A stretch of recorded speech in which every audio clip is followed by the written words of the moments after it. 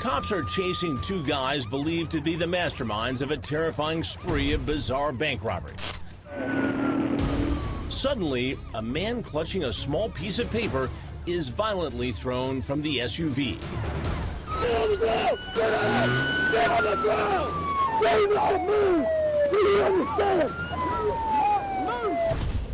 But when cops get a good look at the man's face, they're in disbelief. He's a man who's devoted his life to helping rehab criminals. My name is Michael Benanti, founder, co-owner, and CEO of Prisoner Assistant. 43-year-old Michael Benanti, known as the Dr. Phil of felons. Prisoner Assistant offers over 500 professional services. His company, Prisoner Assistant, helps inmates manage their money while they're behind bars and teaches them how to stay clean when they get out. Reconnect them to the world. How does Benanti know so much? It's personal experience. He went away to prison? Yes.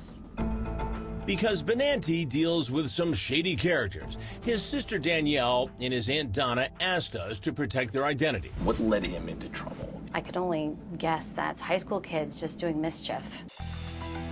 Benanti was only 19 years old at the time. His father had just died, and his family says he wanted to help take care of them. His father's dying, his mother's losing their house, there's doctor bills up the wazoo. So he and some buddies plotted to rob a bank. He also hit up a grocery store. And then, in his signature move to get rid of any evidence, torched the getaway car.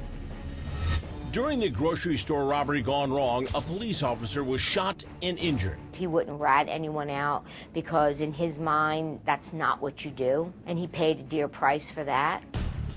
A hefty price indeed. Benanti is sentenced to more than 17 years in federal prison. How did prison impact Michael? Well, he pretty much grew up with other felons.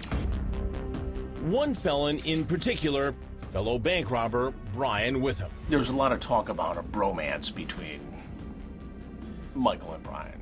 I don't know if he looked at Brian as a friend, but I know that he looked at Brian as somebody he wanted to help.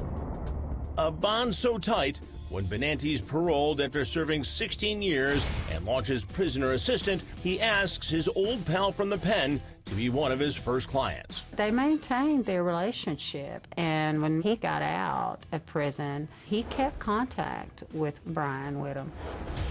Crime reporter Jamie Satterfield says Benanti begins calling and counseling Witham behind bars. Brian, take a deep breath. Because coming out here is nothing what you think it is. It must be all good, right? I mean, the money. It's always the money. Yeah. You know, you have to spend more money to make more money.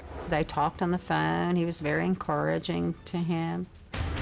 Benanti even offers Witham a job when he's released. I love you, bro. Keep in touch. Prisoner Assistant becomes wildly successful. The Wall Street Journal even profiles the company.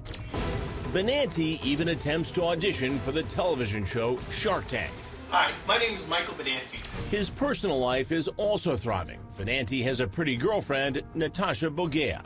She knew he'd been in prison, but she believed that he had reformed. And she actually left her job, and they began running this business together. Was he successful? He was successful. He helped, I believe, over 200 inmates that have gotten released. So what happened? How does Benanti, the head of a thriving business rehabbing prisoners, end up on the side of this interstate in handcuffs with a gun to his head? Benanti tells the officer he's been set up by the guy driving the SUV. It's his old buddy, Brian Witham. He's on the side of the interstate acting like he's an innocent guy, and he's saying, "That's the bad guy, go get him." A trooper goes after Witham, while a cop hauls Benanti down to the station. There should be no arrest here. I did nothing. I got thrown out of a car on the highway. Right. I didn't do nothing. During his interrogation, Benanti tells investigators he gave Witham a job at Prisoner Assistant. Benanti is adamant he had no idea his old buddy was robbing banks. And they're going to destroy my company. I'm the CEO of a company. 8 years I've been building it. And this stupid little arrest is going to destroy me. He continued and continues to insist that this is Brian Witham's doing. He had nothing to do with it. Can I have that little piece of paper I had? Then, cops take a closer look at the slip of paper Benanti was carrying. It's a list with 3 names on it. Cops head back to that rental cabin hidden in the woods where Benanti and Witham had been holed up looking for answers. When agents finally get into that cabin, that's when they hit gold. Retired FBI agent Bobby Chacon says they find a treasure trove of evidence that will help solve that weird spree of holdups. I mean, you had wigs and masks, guns. Those disguises matched the description from employees who told cops they are forced to rob their own bank or credit union as their family members were being held hostage. Employees who had been systematically stalked. You had social media profiles of people that they were trying to extort. And there were also a dozen dossiers of people still on their twisted hit list. I mean, this was the mother lode of evidence that they needed. These target packets had my age, my date of birth, my location of where I lived 15 years ago. This woman, a supervising bank teller at the time, was on that hit list. The FBI told her they were planning to take her son hostage, too. To protect her family, she's asked us not to use her name. They've had a lot of pictures of me and of my child. You hate it because it's like, my child got brought into this. It's hard.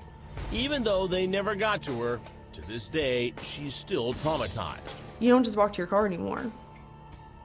You look around, and it almost makes you feel and think the worst of people. Up next, Michael Benanti breaks his silence, telling Crime Watch Daily he's an innocent man. I'll tell you flat out that I did not participate in those Tennessee robberies. But if that's the truth, why did he recently try to kill himself? He asked for a razor to shave and ended up, he cut his throat. The amount that he embezzled is still really a floating figure. I've heard $150,000, but I've heard more than that.